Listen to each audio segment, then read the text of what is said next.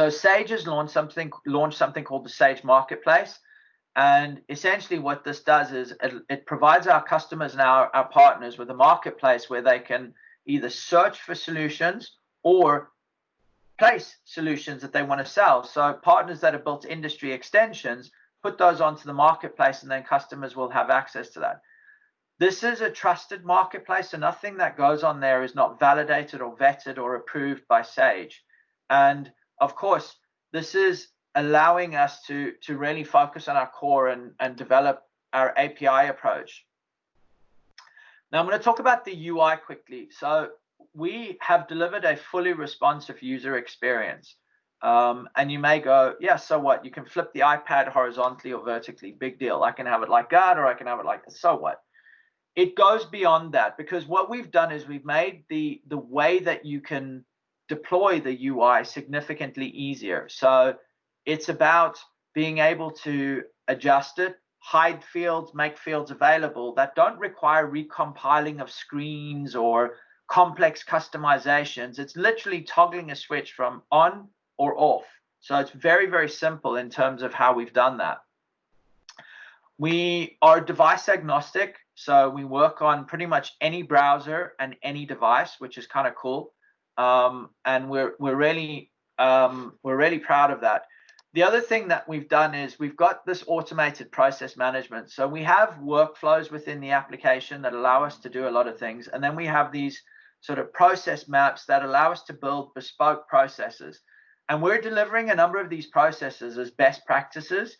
And then our partners like Systemstöd can build their own processes, which are unique to Sweden. And these processes can be twofold. They can be just a simple map of what it should look like, but then there's workflow that goes on behind that. So if a discount is too high, we have the ability to implement some business process management and have notifications going out and all sorts of things. So it's dual purpose in that it's a really good way of showing people how they should do things and onboarding people. And there can be links to external data sources, to other applications, to different functions within the application, etc., etc. We've had it for quite a while, but we've built out, of course, around this, and we've also built our UI out a lot to extend this. And Sage has got something that we call the Sage Design System. So we've invested significantly in user experience and user experience experts, and they kind of manage this process.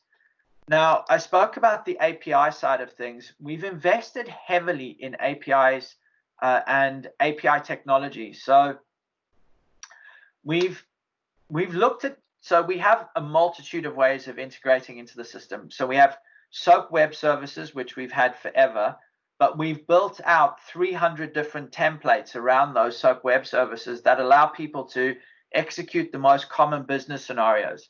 But then we've also built out two different types of APIs, one being a REST API, which is asynchronous and really good for large data transfer, like batch operations. Like if you're integrating into a 3PL system, you may want to do batch operations, so batch imports or batch exports, price list updates, etc. And we've taken the 300 templates that we'd created for the SOAP APIs and made them available for this data integration API. So really, really leveraging what we have. But then we've also started to build out web APIs or GraphQL APIs. Now, what's different, I don't know if you're familiar with GraphQL contra REST. So think about a REST API as you go into a restaurant. Maybe you're going into a Stiglos, what's his name? The fish guy, I can't remember his name. He's got a lot of fish restaurants all over. But you go in and you get that fixed menu, and it's like you have to do this. You don't have any choice. That's kind of a REST API. You have to you have to comply with the way that the REST API is delivered by the vendor. Now, GraphQL is really cool because it gives you a whole bunch of nodes, and it's then up to you as a consumer of those APIs to choose. Do I want to use all the nodes? Do I want to use a subset of the nodes? So it's kind of like an a la carte menu in the restaurant. Now, we've delivered over 300 different endpoints, and we're continuing to deliver on this. So we have a ton of read APIs, and we've got a number of API mutations. Now, that's the cool thing with GraphQL and web APIs. You don't talk about create, read, update, delete. You talk about mutations, because it's about how you change and mutate the data. But they're really, really powerful.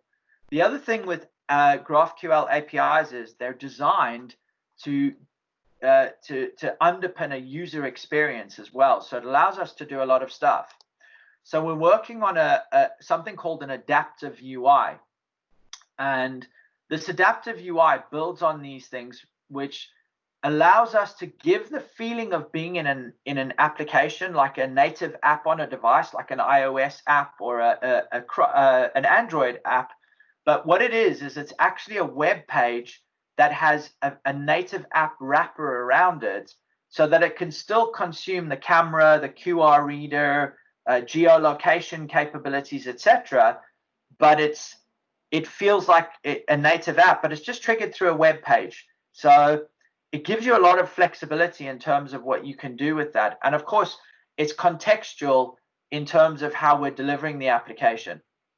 Now, all of this is powered by Project Etna, which is the development of the next generation technology stack for X3. Now, we've been working on this next gen stack for about 2 years now.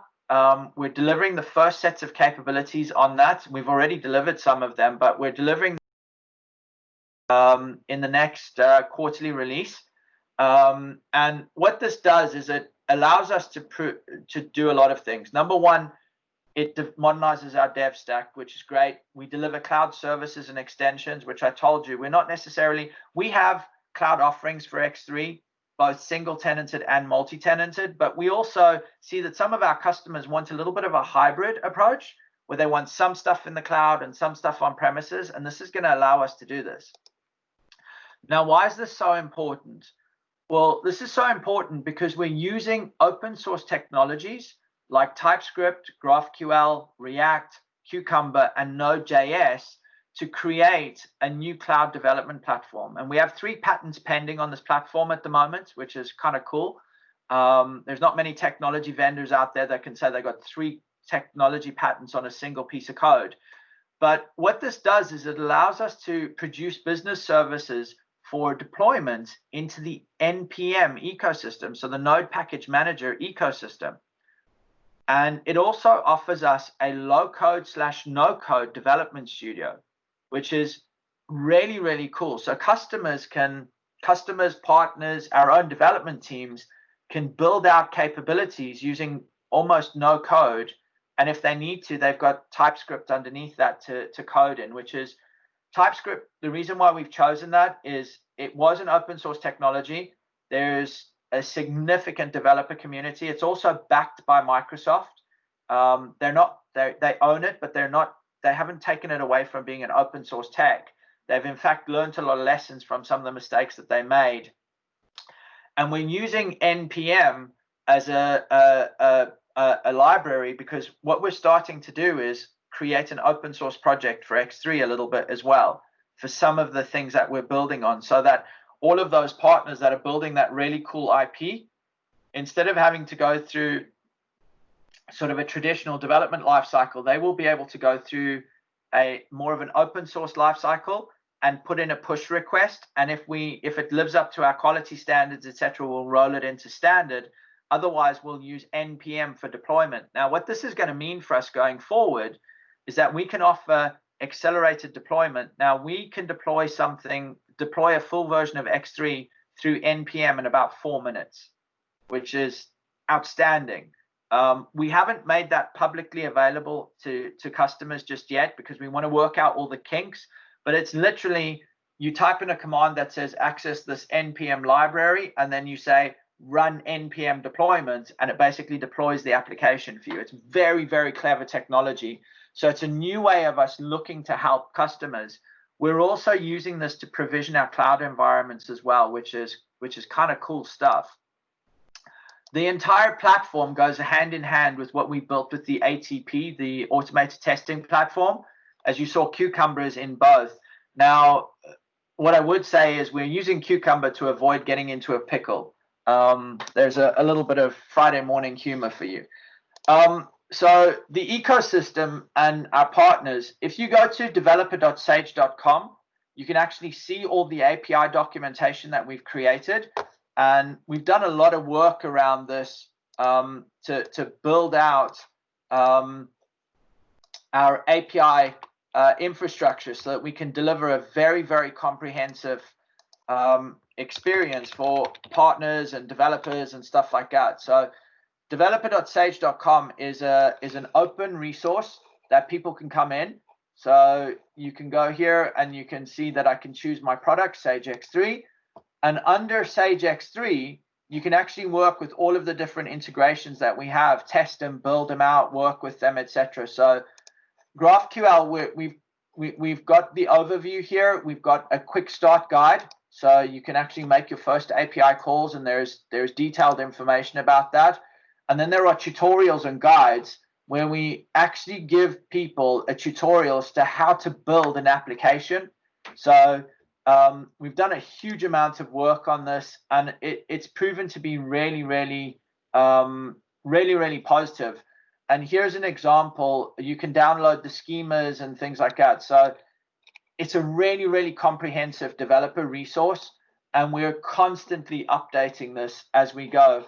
And as mentioned, you can come back here and you can see all of the different APIs that we have. So the data integration API, you get the API reference guide, which has got all the endpoints in it and what have you. So very, very comprehensive documentation. So this is a significant step forward that we've made around the product.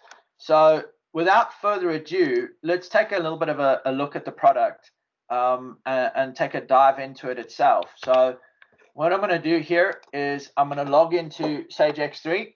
So I have saved my username, and this is a Chrome browser, but I could use this on Safari or Firefox or Edge, Opera, etc., etc. And I'm going to sign in. All of this is customizable. The look and feel of the application is completely customizable. People can change the feel of it. So if I go to my start page, you'll see that on the left-hand side, I have a number of different landing pages, and I can choose between any one of these landing pages, and I also have a number of different shortcuts at the top here. Now, I can choose to have my bookmarks displayed as a favorites bar, or I can simply hide that. But this is a way of just making it easier for people to get access to functions within the system. What I can also do is, because it's a fully enabled web browser application, if I wanted to just use the normal shortcuts, I could actually have them here. So I could just go to my normal shortcuts here, and it'll take you directly to that function rather than into the starting page. So each one of these landing pages allows me to have different sections. So here you can see that I have, for example, this could be persona based. I'm a stock manager, or it could be a purchase workflow, which will have a different look and feel here. It could show me different tabs or different screens, my history. So all of these landing pages can be customized to what you need. So you could have KPIs and graphics and things like that, and there's drill down capabilities, so I could easily drill down into the underlying data. I could view expenses, and I can have different combinations of grids and different things. So this is something that's been native in the application for quite a while. But then I can also have ideas like this, again with the grids and the KPIs, but I can also have a flow here. Now this is a different representation of that process flow, where I can have the different menu points represented here. And again, I can hide that or show that. And I can go into, okay, I want to see my PJM process flow. And that will take me down to a subset of that overall flow that I was working on before. And I can then go in here and I can go into, you know what, I want to go into my project. And what it'll do is it'll take me straight into the project module, and it'll open that up so I can view that. So I can come in here and straight away I'm into my project screen. Now, we've done quite a lot of work on the user experience to make sure that this is a little bit more contemporary in terms of the feel. So the look and feel is a lot more contemporary. And again, we have information on the left-hand side of the screen, which can be hidden. So this is a list of all of my projects. I can filter in this, etc. And then we have a context menu on the right-hand side that I can also view. So I can add a new project, for example, simply by clicking on the plus, or I can just remove that project. From the project itself, if I was to just select my project, I have a number of different tabs. So I can view my general tab, I can view my financial status, and this is designed as a scrolling screen. So it's designed, if you want to work on a tablet, you can simply scroll up and down. The other cool thing that we've done is the ability to hide these tabs. So just if I'm not interested in one of the tabs at the moment, I can just hide it and then just gravitate up and down the screens like this. So this is a really good example of some of the things that we've done around enhancing the UI. We've also got significant capabilities here. So I can go back to where I was. So if I go back to my project again, and sorry, Robert. How about the construction industry? Since you have both project and well, delivery possibilities or functionality, have you looked into? So we have. Or do you have? We have actually got a construction add-on. It's not localized for everywhere.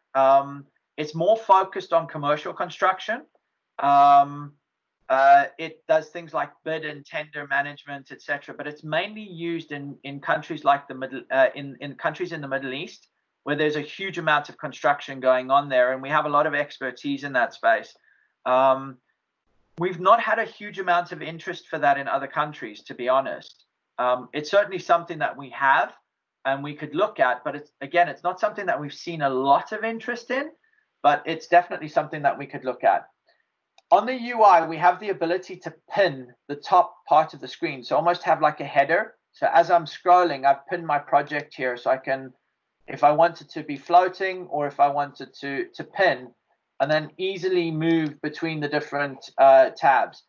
The other thing which we have here is the ability to modify this. So I can come in here and I can actually click on this and then modify different elements of the screen. So just do some work there. Now, what I can also do here is I can add more action. I've got more actions here, so I can pin this to the side so that I can have detailed actions here. So I can have sales and projects and WIP and customer relationships and different types of snapshots and a timeline, etc. And I can also go in and access sub-functions just through buttons. So like cost structures, all of this is completely customizable to how the customer wants this to be. And then again, just click on the back button and it'll take me back to where I was.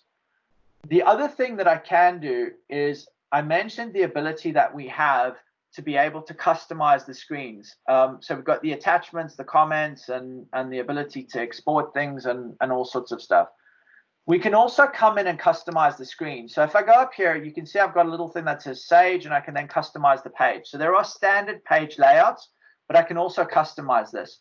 And as you can see, as I slide down the left-hand menu, it highlights which field I'm actually on, which is, again, significantly easier for those people who want to make customizations or changes. Now, data access is controlled by field level security and roles and rights, so it can control what people can see. But you can see here that I even have the ability, you see there's a little tab here, and it looks like a little screen and a little handheld device. Now, if I was to, for example, go into something like description, I wouldn't necessarily be able to hide that because that's a mandatory field. But short description, I could hide that, and I don't even have to save the screen. It just disappears immediately from my device. So it's live, it's real-time editing. It gives you the ability to see what the impact is going to be as I change things. What I can also do is I can hide entire sections. So let's say I wanted to remove the project dates and just have an inquiry. I could do that, and that entire section moves. So I can play with the layout of the screen. This is why I say it's more than just that or that. It's the editing and the authoring capabilities that are so comprehensive in this, in terms of what we can do with that And again, as I scroll through this, it drives me down this as well. And again, there are even additional functions that I can do, like stack capabilities or columns, and that'll change the look and feel. So it'll scale in a different way on the real estate. And it's all auto scaling, so it's completely responsive to the device that we're using.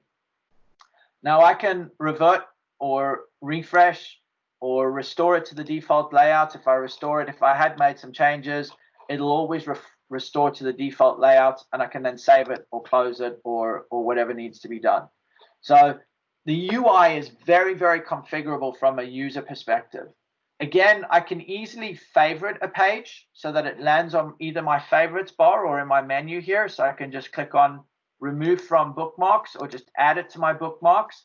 And then, of course, as you would expect, there's a full navigation menu here if someone wants that. And our navigation menu is completely supports Elasticsearch. So I can type in something like revenue, if I could spell, and I can get up anything that has revenue and it'll take me through all the hits as you would expect it to. So very easy to navigate through the system. I can collapse all the fields, so I just see the headings, or I can expand them all, or I can expand specific sections, etc. So very easy to navigate through the solution. And again, because it's got full Elasticsearch capabilities, I could, for example, come in here and I could search for anything. I could search for customers, I could search for whatever, and then add these things to my favorites, which is really useful. So create favorites of what I want, which is, again, very comprehensive capability from a user perspective. I can easily have different roles associated to me. So I can switch between different roles from within the system. And I can also switch between different companies and different what we call seed folders. And again, my user is completely customizable. I can have it displayed in different language. So Swedish would be available as a language option. And then my display, I can have animation switched off. And I can also choose a mobile homepage. So it's a little bit more to my own preferences. Now, again, anything that's in my bookmarks bar here, I can manage all of my bookmarks, and I can move them up or down. I can change the names. I can toggle them. I can delete them, of course, or I can just remove them all. And I can toggle this bookmark on or off. So let's go and look at something like revenue recognition, incredibly important. And what you can see here, this is an area that we've been constantly enhancing. So we have the ability to maintain multiple revenue recognition calculations and methodologies.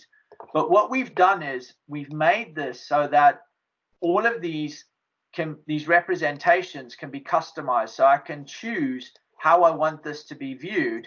And if I go into my revenue recognition rules and how the calculations work, so if I was to say, let's calculate that and run it, it would actually run the calculation. But I can also go into the configuration of the revenue recognition, and I can adjust the actual rules and build them so that they're custom. So if I go in here to revenue again, and I search for it, and I find my revenue recognition rules, and I go in there, you can see here that it's all formula driven. So I can change the formulas. So we provide people with a number of different formulas, but they can actually come in here and they can adjust these formulas by what they would like to see, the types of accounts, where things should be posted, etc., etc. Now, what we do is we deliver a number of these things out of the box for our customers, and a number of different calculations, but we allow them the full flexibility to go in and adjust what they want. Same thing with depreciations here. So again, with depreciations, exactly the same thing. Tons of different depreciation methods, different depreciation plans that are fully customizable. If I look at something like, if we go in and we were to look at something like companies. So let me just click on one of my companies here. We can maintain the companies in, again, through a company maintenance function. And we can also choose what dimensions are active for the company. So like any good dimensional accounting system, you can choose whether they're applicable to a company or not. So you can end up with different reporting constructs as you go through this in the accounting. And again, you can make these mandatory, yes or no. You can do a whole bunch of stuff around. What's really interesting, again, is you can have different contact information, but then we also have this ability to build structures. So I can build different structures within my companies, and I can represent that graphically, or I can just represent it this way. And it builds out the company structure so that I have the ability to do consolidations and the ability to have data roll-ups all the time. So really comprehensive financials, as you would expect. And you can, again, maintain legal data for your companies and all sorts of stuff. So a huge amount of capability there in terms of what can be done around that. If we look at something like non-conformance, now this is a really interesting area. So we've extended out the ability to manage non-conformance in the application. So non-conformance could be on multiple ends. It could be I'm receiving products from a supplier and I want to check if they're conformant. I'm manufacturing something and I want to check conformance on the manufacturing line. And of course, I've got sales returns that come in through an RMA and I want to check non-conformance. Now, what we can do is we can have different statuses associated to these non-conformance, and we can include things like imagery and track the non-conformance. So who's the customer, who's the supplier, what's the date that this was created, what is the description of this, what is the root cause. So the cool thing about this is we can actually do root cause analysis. So create the non-conformance and then have an action plan associated with that non-conformance so that I can then run root cause analysis. So is there a production fault? Am I constantly having quality issues off the same production line? Or is a supplier constantly delivering me faulty goods that just aren't right? So loads and loads of work is being put here. And you can see here any non-conformances that have been assigned to a manager, what's being done, is it in planning, etc., etc. What are the action plans? Do we accept this? Do we reject it? Etc., etc. So pretty comprehensive capabilities there. Frederick mentioned the work that we've done around projects. So we initially built this as a way of managing manufacturing projects, but we've now built this out so that you can run essentially any type of project across the organization. So whether you want to build a new product line and manage the costs cradle to grave, costs and revenues cradle to grave, and have all of that information going into the project, whether you want to build manufacturing tooling, whether you want to add a new work center, set up a new site, do a procurement project or something like that, all of that can be managed through this project or through a project. And we have pretty advanced capabilities around the project management side of things. So if I go into a project, for example, and let me go back to one of my projects here and look at one of my projects. I can have things like baselining of a project. So if you've worked in a project management environment, which you have, you'll know that baselining of projects is incredibly important. So getting that financial snapshot of where are you, and then replanning the project based on a baseline. We have the ability to do that. So we can do cost structures, tasks planning, and then also financial snapshots. So the financial snapshot will allow me to go in and see exactly where my project is and give me a view of the financial status. So what's been done, how much of the costs have I consumed, how much of the revenues have I consumed? And this is an area that we're putting in a lot of work. So I'm just going to jump into the presentation quickly to kind of walk you through that. So our release radar for the next 12 to 24 months looks a little bit like this, but I'm gonna jump over this quickly. You'll get these slides. So I want to walk you through kind of the immediate term and then what we're doing. So our 2020 R2 release has actually just gone out the door today. So that's great.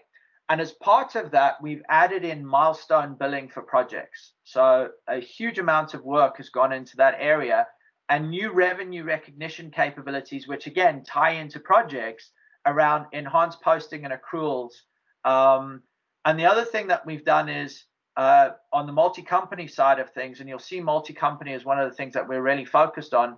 We've added in the ability to close periods across all of our sites and all of our companies in one flow. So essentially single management of a group of companies from a single entity. As we go into August, November, and February and May of next year, so basically 12 months from now, you'll see that we're adding in resource management, we're adding in more around revenue recognition. These are really just highlights. This is not what's going into the product as a whole. Over the last sort of 12 to 18 months, we've released 6 quarterly releases. There's been 87 major compliance updates, so not minor compliance updates. This is not like just adding a new report. These are significant compliance updates. And we've added an additional 2,000 automated use cases, new indirect tax framework, and over 800 new features and 85 new comprehensive APIs. So there's a lot of work that's gone into the product over the last 18 months. Now, from a roadmap perspective, let's take a look at what we're doing around ADCs, so APIs. So we've got a number of different things that we're doing to address this. So we have just released new APIs in the release today for sales, purchase, invoice, and open items, plus a push notification service that there are files available that are being created by maybe the data integration API. We've also got new APIs coming in 2020 R3 around timesheets, further enhancements to the push notification. So what's the data ingestion process looking like if you have massive files, so it doesn't just hang, it provides you continuous updates as to where it is. We're going to be releasing these APIs on support on-premise in 2020 R4, so they're available in the cloud right now, but we use the AWS gateway, API gateway for this. And then going into 2021, we're releasing AR and AP payments, GL accounts, balances, journal entries, etc. So a lot of work going on there. If we look at data collection, the ability to collect data on the handheld, initially this is going into our cloud only because it's using our new cloud development platform. But again, there's a bunch of stuff coming in this area where we're going to be delivering support for 20 different distribution scenarios and 5 manufacturing scenarios, all built around this idea of adaptive user experiences. So they will use native capabilities like geolocation, workflows, using our native app or wrap technology. And this is an example of some of the things that are coming over the next couple of months. So we're building these out: directed put away, directed picking, PO to receive, PO worksheet, stock changes, purchase requests, etc., etc. On the billing side of things, as we move out, we built out milestone billing.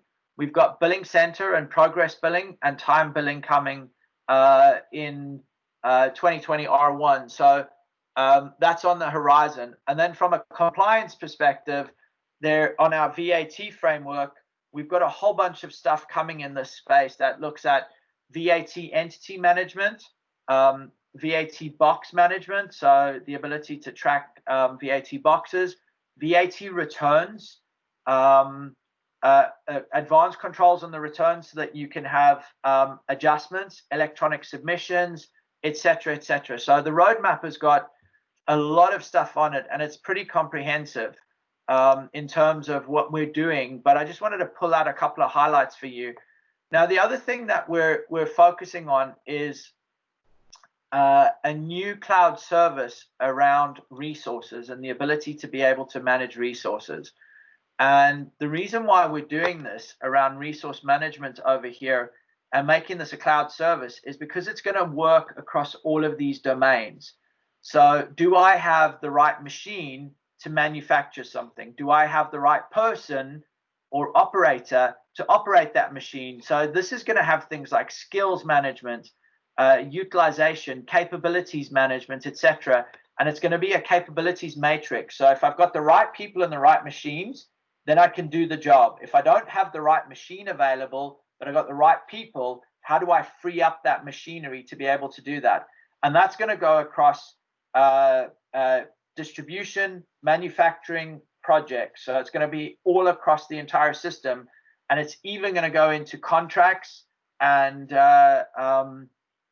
financials. So do we have the right resources to be able to do a process? So it's going to be completely delivered as a cloud service.